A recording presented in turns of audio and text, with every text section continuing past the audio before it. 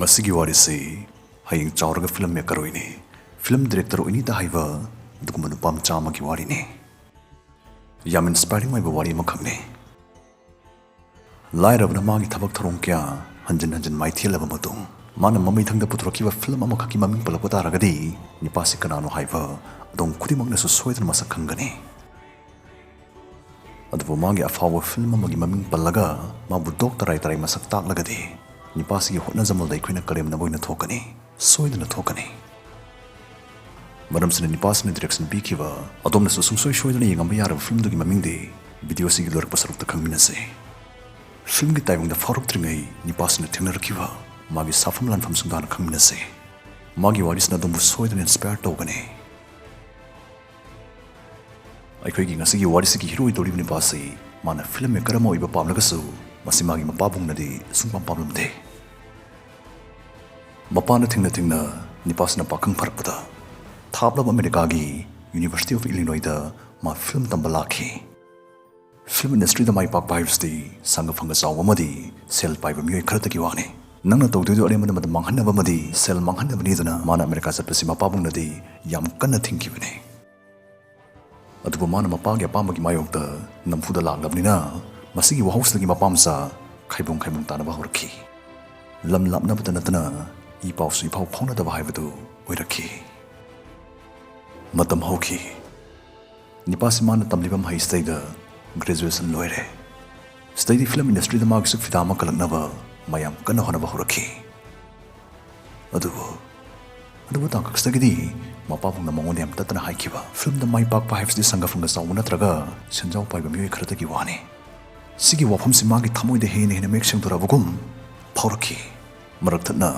ekhoi khudimang hakjang phaba pame adu chana thakna chinjak ta phatraba chemical gi pot yan amadi sinusna suk phatra matam steida son khrabai khoi gi myoi bi hakjang singak thok sanaba anaik tagi ngak thok sanaba khana ma dietary supplements is na bi tangai phadab lai haibasi masi ekhoi ayamna khangnate maram sina masi manipur praja sing yam pamna sina khlaiba 100% natural level kuma dietary supplement manga khakhamina se number 1 ionic minerals na ekhoi gi hakjang da yam kuptana cellular level mathau tawduna sontharamba cells sing nongna sakti pisanduna mathau mangam sangat halle yai lifestyle gi ionic minerals na bana singli nauri sontha fagat halle saru mani tomsagi mapangal kan khat halle bp control tawba mangba yekhatpa nungsang phale cholesterol changwang ba nemthan bra chawna tengba number 2 woman care masi sina bana nupi singi inungsi sengdaba thagi khongchat changnai daba phingau chatpa madi womdagi thorakan ba naw singdagi kan ba madi phagat han bra chawna kan halle ahum su da jare perfect plus masi sina bana immune system kan khat halle arum lai ho kangkhu khuba liver madi kini sokpadagi ngak thokpa madi phagat han bangami number 4 active brain masi sinabana depression level stress level memory sonba karigum mamada pungning jangsin banga maktabadagi phagalak bangami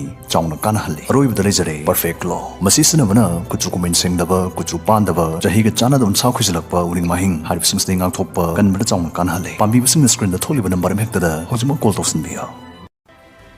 maram dimana film production company kuntram da thajin kiba magi screenplay company kuntram mutna loina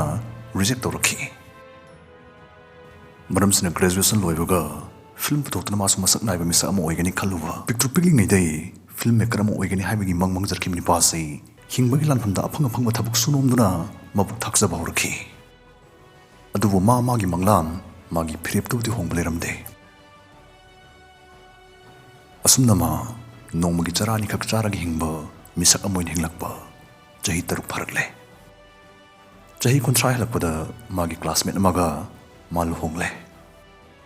senthok lambi leitabana longlaba matung study matai manaw se wamana kham thengle pattatle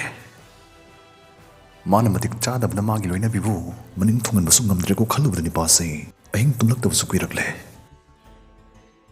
magi pandam mai thire masana yazar labugum nongmudi masum nakhalakle ay amohan film da mayo sin khraroi nongmuge phangba thabak surip stay doina ai hena matam kai thoktuna ahen basel tan sinna boin hona khrage matangi numita din pasai mana nga hange hagut pamatam dagi hena nganta hagulaga tumli ba magi nupi gi makok tin mushin nan thabira magama thabuk subulaki inglam ning tham thagi ulelaktuda asumna mana nganta thabuk chatkraga thengna halak pastai da sel di hana dagi hena marang kaina pusin bade horaki adubu mabu thamoishin nushi jari bi magi nupi na di hongali ba magi mapuru bagi madawtuda mathamoi da nungai da ba madi fauzarame maram di sel an pusin jaraga so माने film की थबक तौरीबनीदना computer अमनबदुगी मनाक फंबेक तोकी नुमितगी मागी मपुरोबगी माइथोंदा मिनमदब मोमोन मिनो अमदा उब फंगिद्रबने माना नुक्सिनदना फागी जोगाई तोक्सिनदना फनकन होनरबसु मागी मिनमजब याररोइदब मथमोइगी कासिनदुददि film की अपामना ओमदुन सागली हाइबसि मागी नुपिना मयेक सिंगना खनमगममे मरमसना मथंगी अयुक्तदि मपुरोइबना थबक चनबा मचिन मिया सेंगुलक संगकपदा असुक कुइबसदा कनामतना हाइबिरखिद्रबा तानिंगमनदि खौगंगदुना तलाखिबा अमृतगी शक्ति चनबो हाइसिंगदो निपासना मागी लोइनबिगी मचिन बांदगी ताबा फंगजखि अदोंगी पांदम अदोंगी मंगलान कौबिखिनो अदुमना गोल्डन स्टार सुदु पाबिरगदि हानगी थबकसिंगदो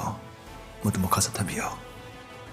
अइगिसु थाजब लैजै पामजरिबदुदा दुक थवाय हक्चांग लुपजबदुमने नोंबदि सोइदना माइ पालखिनि हाइबा अइ थाजजै याम नुंसिबो वारिनि तमजनिंगाय ओइबो वारिनि लाइरबदा लाइ थोकलबा तानफमसदैदा मपुरोइबगी गुनबु चेन्ना थाजजा लाइरबिसना मपुरोइबबु मपुंनिं थौगतबिखि माना फार्मासी मनि हिदाक योनबा यावदुना सेल तानबा हरखि मदि मपुरोइबबुना मागी हानगी फिल्मगी थबकसिंगदु मखा चथालखि मागी नुपिना सेल तानबा हरखलाबनिना माना मागी फिल्मगी थबकसिंगदुगी मथक्ता इमुंगी कुपनोम फी सुबा चाक थोंबा अंगांग लौबा अयामा मतमदा माना तौबिदुना मागी लोइनबिगी मतेंगसु पंगजरमे असुमना एंगले मागी नुपिना खिकपिरकपा थौनागी इरिक्सिंगदुक लोइनना अमुकना हॉलीवुड स्टूडियो सिंगा समननबा मायाम कनु हनबा मुक्सावरखि हंदकसु हानगुम हन्ना रिजेक्ट तौबिरखि मागी स्क्रीन प्ले सिंग चही अहुमलम हौख्रे नोंमदि एंगले मा हॉलीवुड नफसन होनररोय मा मसाना फिल्म नमजरगा मसाना पुथोकजरगे खलखि हॉलीवुड नफसन बगी महोद हॉलीवुड नो ओइना मंगोंद नफसन हलगे खलखि हॉलीवुड नो ओइना मंगोंद नफसन हलगे खलखि सेल दिले जबनते मरमसना मागी नुपिगा तानरगा मतम कुइनदि तुंगसिनजरकपा सेल काइथोक्तुना एंगलेना फिल्म खर नमखि यारिंखै सेल चंगहनदबिदा नमखि अमदि फिल्म सिंगसे मथंग मथंग रिलीज तौरखि मागी फिल्म कुदिंग बाबोक्सिंग याम पामनि यंगनरकने एंगले इंडस्ट्री नमाबु मरनाय मसक खंगलखि अमदि थुनमुक एंगले इंटरनेशनल अवार्ड्स मरी मरी फंगबा हरखि माना मरमदम ताइवान की स्क्रीन प्ले कंटेस्ट मागी स्क्रीन प्ले अनि थाजनबदा मागी स्क्रीन प्ले अनि बुक्तुना फर्स्ट सेकेंड सु तारखि 1999 देगले अरिबा चाइनीज मार्शल आर्ट्स युमफम ओइबदुगुम्बा फिल्म अमा डायरेक्शन पिनबा कंट्रैक्ट लाखि फिल्म सिन नमनबुदम माना ताइवान हांगकांग मलेशिया चाइना अमदि यूएस दगी टीम अमा सेमखि फिल्म से सामसु सही 35 की ममांग यंगजखरे crouching tiger hidden dragon 2000 the film असना यूएस यावना लेबा कियादा ख्वाइदे सेल तानबा highest grossing foreign language film अदु रखिबने एंगलिना 2005 द डायरेक्शन पीकी फिल्म ब्रोकबैक माउंटेन क्रिटिक्स सिंग पावन याम वांग सिंग थानखि डायरेक्शन इसकदम एंगली मागी अहनबा बेस्ट डायरेक्टर की अकादमी अवार्ड टू फंखि मयामना सोयदना खंबिरमुनि खंजबा फिल्म दगी ममिंगसु पंजरागे लाइफ ऑफ पाई फिल्म से एंगली बेस्ट डायरेक्टर की अकादमी अवार्ड से अमुकसु फंखिबने